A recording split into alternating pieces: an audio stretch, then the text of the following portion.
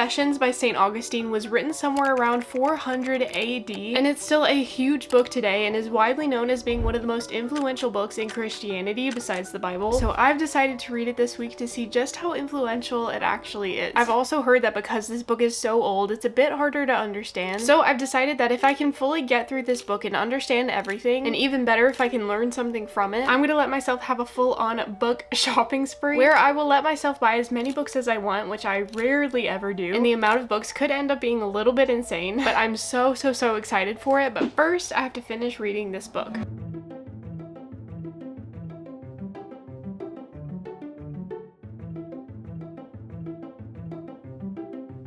I actually started reading the book yesterday. It was a super rainy day where I didn't have much to do but read, so I was actually able to read a decent amount. Also, to help me make sure that I do understand everything, I've decided to annotate this book, so I'm really excited to see what this book is going to look like fully flagged up. But I will say that although this book started off well, it was very different from what I expected. So I read a lot of this book yesterday. This is my tabbing progress so far. I didn't know too much about this book before going into it, but I will say it's very different from what I expected. It's not really like a story at all, but it also kind of is. It's essentially one really long prayer to God by Saint Augustine. So I guess it is kind of like a memoir almost. And it's Saint Augustine talking to God while thinking back about every stage of his life, from like the moment he was born, and I think it goes all the way up to like present day of him writing the book, and basically looking at his entire life from the perspective of like what God was doing in it. But it starts off really early on before he even knew like anything about God. But it's different from what I expected, and I'm also kind of understanding why people say this one's a little bit harder, because again, you're not really following one narrative story. You kind of are, but like it's kind of like sporadic and like random thoughts and questions and things he's telling God. But it's very cool, I will say. It's definitely one of those books where I have to sit with like no distractions, go slow. So fingers crossed I can keep this up and stay focused enough on the book to where I do fully understand it. And if so, I get my little book shopping spree and I can buy a bunch of books at the end of this, which I'm already like really excited about.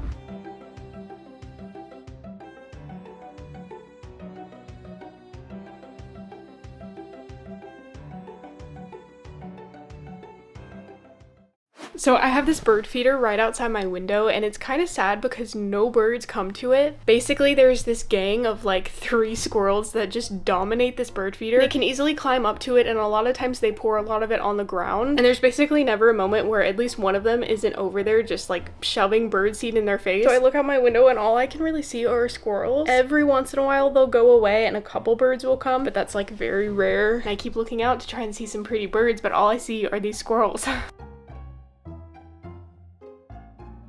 I think for me, one of the best parts about reading this is going to be just spending so much time every single day, like soaking up this long, deep prayer, because it's such like good, positive things that are like in your brain at all times. It's all just like praising and thanking God for one thing after another after another. So today, I really want to reorganize some of my bookshelves, specifically this shelf right here. I want to redo. There's a few books that I'd rather be on display here than the ones that are here now. And I have a lot of books that just sit on my floor. I call them floor stacks, as you can see. So as I reorganize, I'm going to talk a little bit about where I am in Confessions and how I'm feeling about it.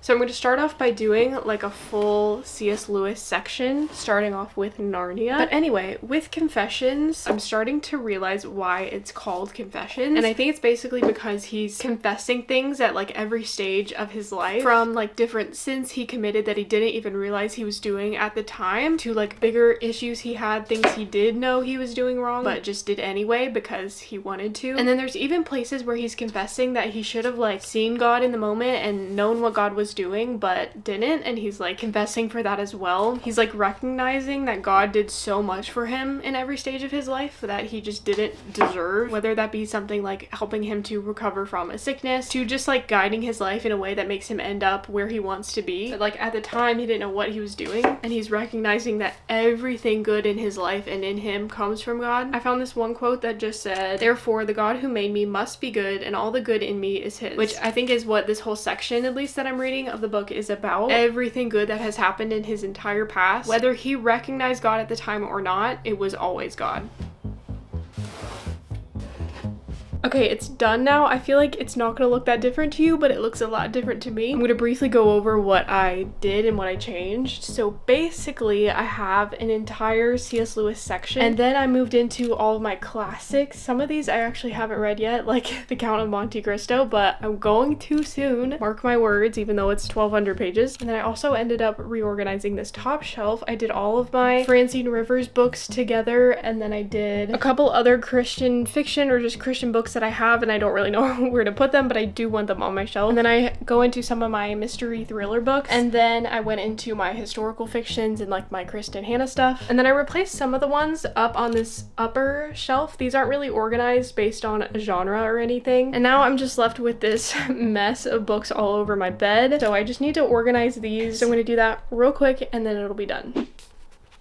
I was just reading a little bit of Confessions just now, but I'm going on a little road trip later today with my family, and my favorite thing to do is read in the car. Luckily, I don't get motion sick at all, so I'm thinking the majority of my reading today is going to be done in the car while we're driving. So I'm probably just going to try and get other things done throughout the rest of today and save my reading for then. So later that day, I went on our little road trip. I did get some good reading done, probably a solid hour, but then it started getting really dark and rainy, so I kind of had to stop, but I'd say I still made some good progress. Yesterday, I finished up a part of this book where he's telling his testimony of when he was a little boy, and he went through a phase where he would like steal things from stores, which is kind of funny, but he spent a lot of time talking about that, and I thought it was really interesting because he eventually gets to this conclusion that the things he was stealing weren't even things he really needed or even wanted that badly. He was just stealing things for the thrill of taking them and the camaraderie of doing it with the friends he was doing it with, and him having that realization made him kind of like acknowledge his natural state of sin even from such a young age. He was never totally innocent, even as a really young boy. And so that section of the book, he's confessing this sin, but also just confessing his disappointing natural state of just wanting to be bad and do evil. So I feel like there's so much of his testimony in this book that anyone can really read and relate to in one way or another. And I feel like it can help anyone think about their life in the same light that he's thinking about his. Just recognizing all the places where God was so present, even when we didn't even realize it yet. So anyway, that was a cool part of this story.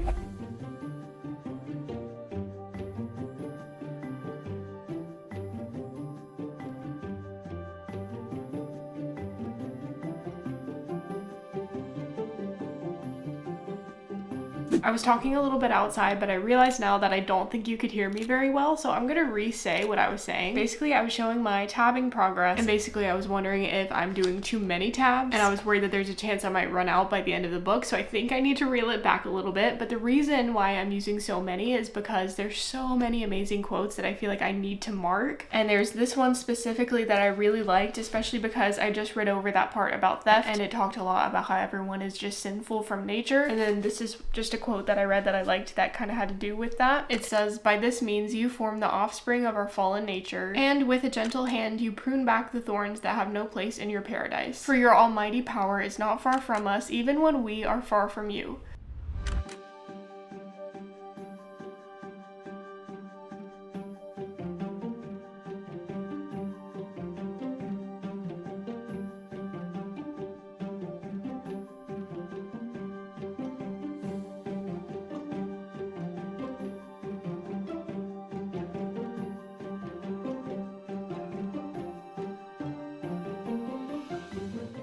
I keep watching out my window every day, hoping that I'll see some birds, and every once in a while one will fly up and start eating from the bird feeder, but almost always soon after they do, these squirrels come running up and just take over and they scare all the birds away. And we've gotten to the point where they've eaten all of the bird seed, so it's just empty now. I'm not getting any birds or squirrels, and I was debating on whether I wanted to fill it up again, but I think for the small chance or the small moments I can see some birds, it's worth it. So I'm gonna fill it back up, and hopefully I can maybe at some point see some birds. To me, this book is getting a little bit trickier the more it goes on. The older he gets, his life is getting a little bit more complex. He's finally starting to learn more about and believe more in God and in Jesus, which is really fun to read about, but there's also so much more going on in his life, and things are just more complicated, and it's harder to keep up with when the book isn't one, like I said, narrative story. So it just like quickly jumps from one thought to another, and then he'll be like explaining one part of his life, and then he'll go on like a tangent talking about something else, which again is a cool way to write a book, but it's just making it a little little bit trickier to read. And that makes me slightly nervous because my whole goal is to understand this entire book. And again, if I do, I get to go on this book shopping spree, which I'm so excited to do, but I'm not gonna let myself do it if I don't understand this entire book by the end. So I think I need to put in some more work to read a little bit more slowly, to be more careful as I read, so that I can buy a bunch of fun books by the end of this video.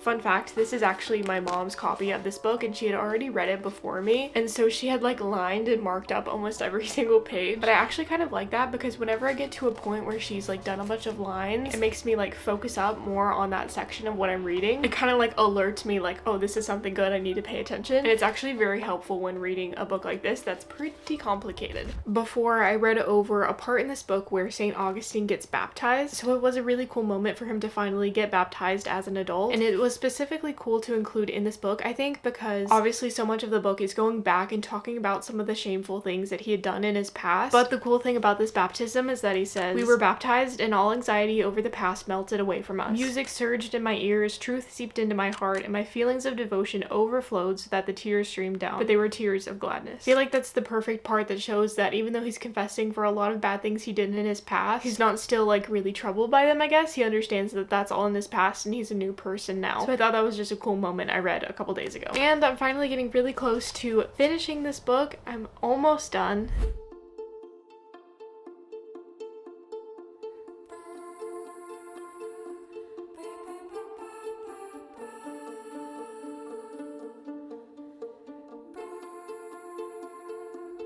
Although randomly every once in a while I could catch a couple birds on my feeder, for the most part it was always just squirrels. I wasn't really able to resolve this issue, but I'm continuing to refill the feeder because I guess squirrels need to eat too, and it's worth it to see a few birds every once in a while anyway. I think one of the bigger things I got out of this book was noticing how cool it was that even in the hardest parts of Saint Augustine's life, he was always so sure of God's goodness even when he didn't deserve it. I feel like this book is like a really good encouragement to look back on your own life and see all the little different ways God was working and God was being good to us. We didn't recognize it at all at the time. And as I finally finished this book and added it to my new shelf, I was so excited because I learned so much from it, and that meant I could finally go book shopping. I was in the bookstore for a long time, but I will say I didn't splurge too much. I was very careful and strategic with the books I bought, and this was the final selection. Let me know which one you think I should read next, and thank you for watching.